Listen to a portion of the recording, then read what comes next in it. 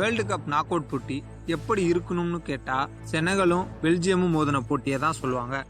ஏன்னா 90 நிமிஷமும் ரசிகர்களை இருக்கையின் நுனியில் உட்கார வச்ச போட்டினா செனகலும் பெல்ஜியமும் மோதின போட்டி தான்.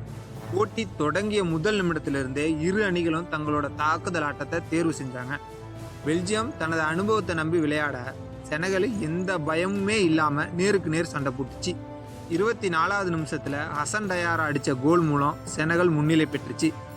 அதுக்கடுத்து 51வது நிமிடத்தில் இஸ்மாயில் அசார் இன்னொரு கோலை சேர்க்க பெல்ஜியம் மீது இன்னும் அழுத்தமாயிடுச்சு. இப்போ செனகல் 2 பெல்ஜியம் 0.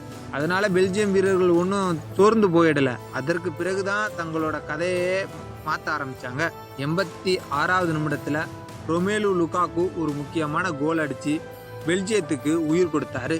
அதற்கு பிறகு 89வது நிமிடத்திலேயே யூரி டீலமன்ஸ் கோல் அடிக்க சில நிமிடங்கள்ல 2-0 இருந்த நிலைமை 2-2 மாறிடுச்சு. இதனால இந்த போட்டியில் கடைசி நிமிடம் வரை வெற்றியாளர் யார் என்று யாராலையுமே கணிக்க முடியல. சரி, எக்ஸ்ட்ரா டைம்லயும் இரு அணிகளும் கடுமையா போராடினாங்க.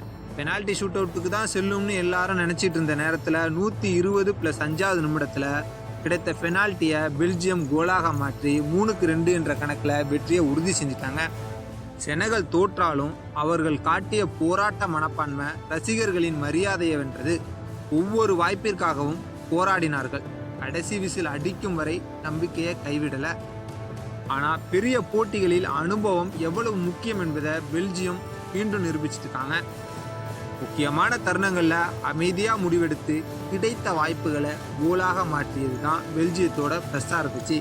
இறுதியில பெல்ஜியம் 3 செனகல் 2 என்ற கோல் கணக்கில் வெற்றி பெற்று ரவுண்ட் ஆஃப் 16க்கு பெல்ஜியம் முன்னேறிடுச்சு. இந்த வெற்றி பெல்ஜியத்துக்கு மிகப்பெரிய நம்பிக்கையை கொடுத்தாலும் அடுத்த சுற்றில் இன்னும் கடினமான சவால் காத்திருக்கு.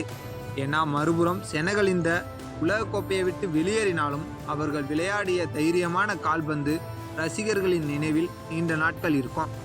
இந்த போட்டியில உங்களை அதிகம் கவர்ந்த தருணம் இது? 86வது நிமிடத்தில் லுகாக்கு அடித்த கோலா, 89வது நிமிடத்தில் டீலமன்ஸ் கொடுத்த சமநிலையா, இல்லை 120+5 வந்த வெற்றி பெனால்ட்டியா? உங்கள் கருத்தை கமெண்டில் சொல்லுங்கள்.